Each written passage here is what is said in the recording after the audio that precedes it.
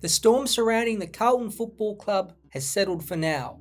Prior to round 22, the recommendation by incoming CEO Graham Wright was made to the board that Michael Voss should be the side's senior coach into the future. Clearly the 5-hour board meeting went through every facet of the club, and with the media camped outside, there must have been a genuine chance that after the meeting, Voss would be sacked.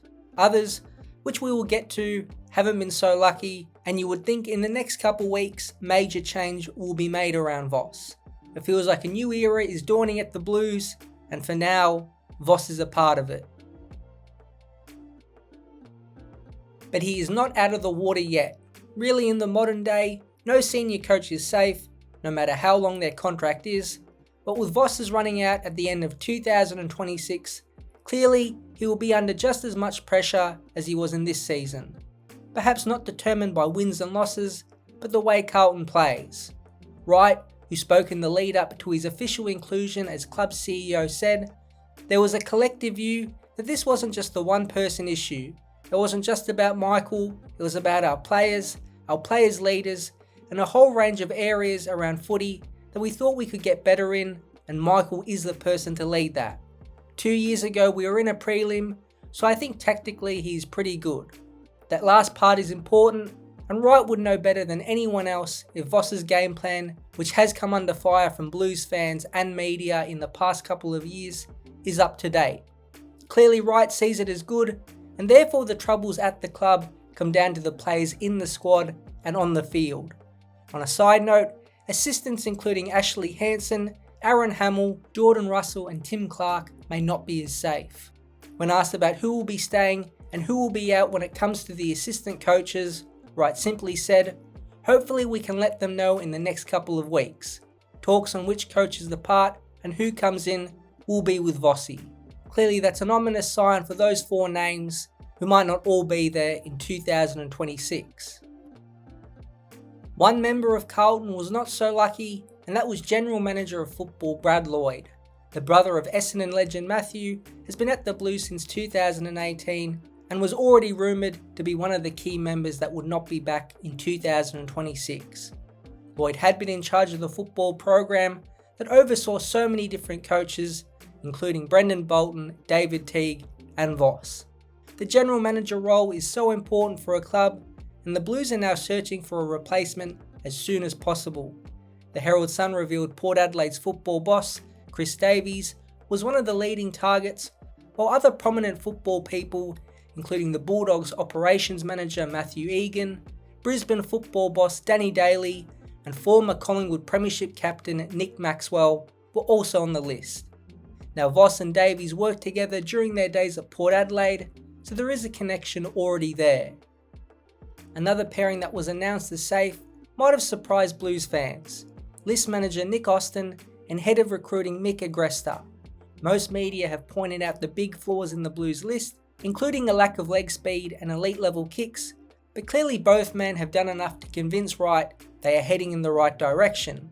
But there is a by the way, that is, Wright will now be having a say in future list management decisions. Wright said, "I'll have an involvement with regards to list management, but it's Nick Austin's job, particularly with Michael, around what we need and what we require," Wright said. "We've got a fair bit to do. The only thing is, out of adversity comes opportunity. We've played a lot of young players in the back half of the year that have actually performed quite well. We're certainly hopeful that a lot of these guys get a taste for it and push up and there's competition for spots, but we do need to get better."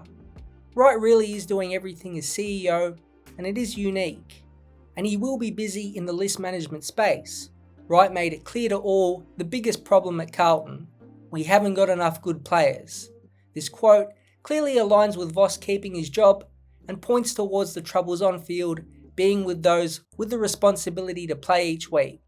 Now it looks like Tom De Koning will part ways to St Kilda, and the same with Jack Silvani, so there's already 2 big holes for the list team to fill: a new first choice ruckman or forward second ruck, and another key defender. It's already a hard place to start at. When asked about other key players such as Patrick Cripps, Sam Walsh, Harry Mackay and Charlie Curnow, some of which have had rumours around them of wanting to leave Icon Park, Wright simply said, "I hope they are all here." Just feels like Carlton will explore all options, and some of these guys besides Cripps might be out if a trade can fit all the parties involved. All the media done by Wright shows his hands-on approach to the CEO role, which we all thought would happen. But I think his main messages show a couple of things. He does believe Michael Voss is a good coach and leader, but just hasn't got the resources around him in the form of assistants and, as he described, enough good players to win enough games in the AFL. His message also seems to paint the picture that Wright wants a quick turnaround and not a rebuild. That is important. Change or not, it is clear Wright wants the Blues to move up the ladder as soon as next season. We are sitting 14th on the ladder. That is not good enough. We need to be better than that. How we get better than that will come to fruition.